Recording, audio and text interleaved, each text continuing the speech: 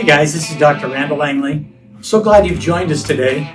I'm going to talk about the top 5 tactics the enemy uses to take down leaders. You're not going to want to miss this. I'll be back in a minute.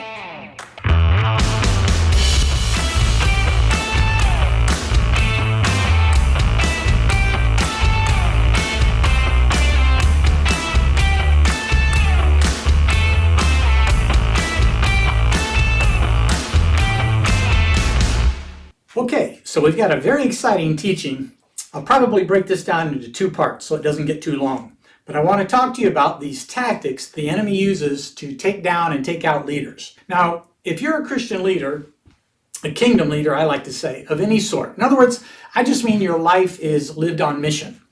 Then you have to understand that you and I play a vital role in this battle between good and evil. And the Bible makes it very clear that this is a spiritual battle, and that one that plays itself out in the natural realm. In the book of Ephesians, and I like to read this from the Passion Translation, because I just love how it says it. Let me read this to you. Now, my beloved ones, I have saved these most important truths for last, right? Be supernaturally infused with strength through your life union with the Lord Jesus. Stand victorious with the force of his explosive power flowing in and through you. Put on God's complete set of armor provided for us so that you will be protected as you fight against the evil strategies. Here's these tactics, right? Stratagem, the evil strategies of the accuser.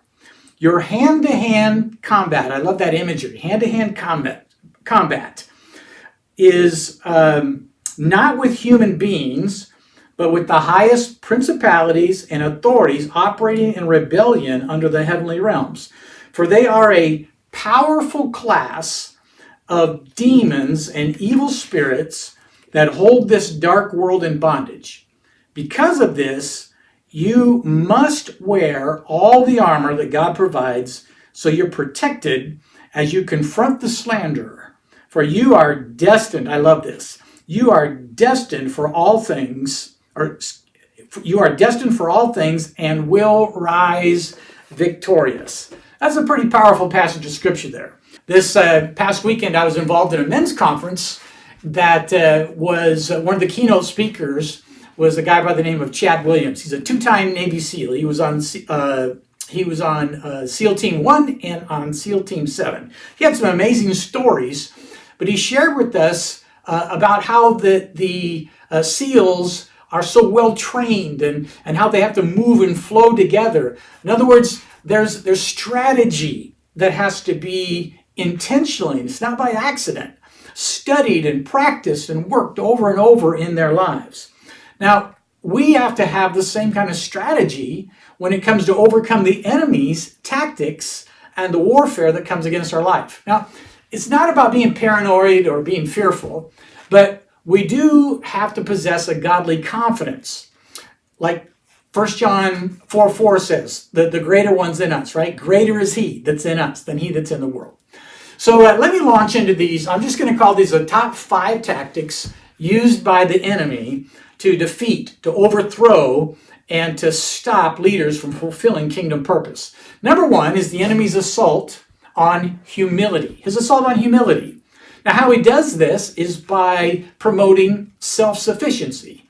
It's not likely that just unbridled pride is going to be our downfall. Usually we can see that coming. But pride can be really sneaky. And, the enemy's a schemer. So pride is likely to be something that's more subtle, maybe even masked as something that's coming to us in a positive nature, right? But it often creeps up in the form of, I can do this, I've got this.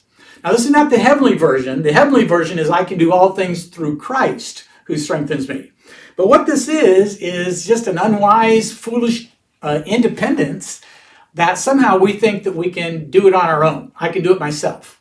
So when things aren't working, you just work harder. So instead of leaning more into the Father's presence, we just try and figure it out, work it out on our own. Now, I got to tell you, I've been guilty of this. I don't know if you have, maybe you have, but for me, it just seems like you get in the mode of things, and you're just running on autopilot. And I've done this, I can do this, I've got this.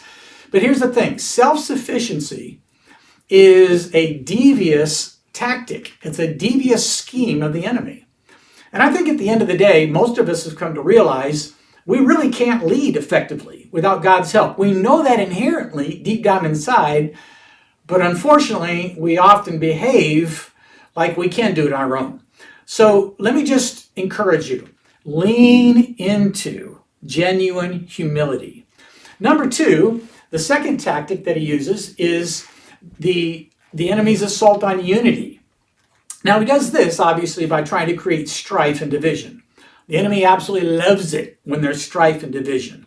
You know, I've been at this a long time. I've seen this happen in churches, church splits, church division, staff teams competing, and jealousy, and Christian leaders that they just don't get along. They're envious of one another.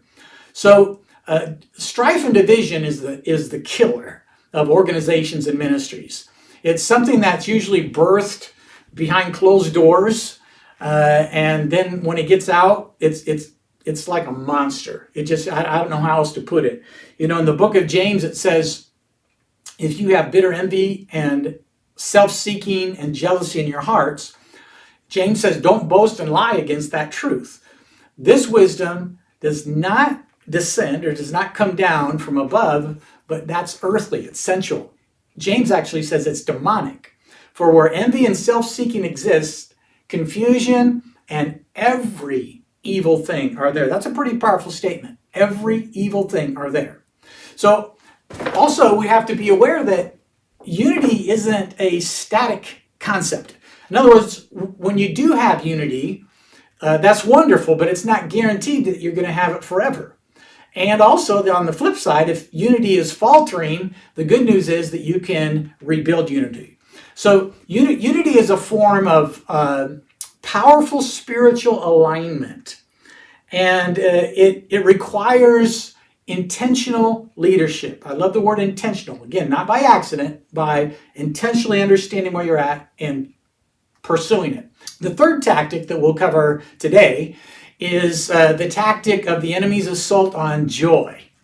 Now, he assaults our joy by causing the circumstances of discouragement. And it's pretty clear why he does this is because the Bible says the joy of the Lord is our strength. In other words, no joy, no strength. It's kind of like the old Karate Kid movie, you know, wax on, wax off. No joy, no strength. So this is pretty clear. It's a tactic of the enemy. Now, probably if we want to just stack them in some kind of order, I don't know, this might even be the number one tactic, because I've seen discouragement take out more leaders than anything else, especially if it's, for some reason, if it's prolonged discouragement. I know the profound effects that discouragement has had on me. I've met that demon called discouragement. And I tell you what, this can be serious business in the life of any kind of kingdom leader. And we're susceptible to discouragement when our perspective is off center. When you begin to think things like, you're alone, and no one cares, and you're the only one who can do this, and nothing that you do is working, it just looks so bad. You're not, when that's the word pictures, when that's flooding your soul, the reality is you're not seeing things clearly. You're not seeing things from the Father's heart or a kingdom perspective. So this tactic is really all about getting you to believe lies and then allowing those lies to impact you and to discourage you. And discouragement, you make bad decisions when you're discouraged also.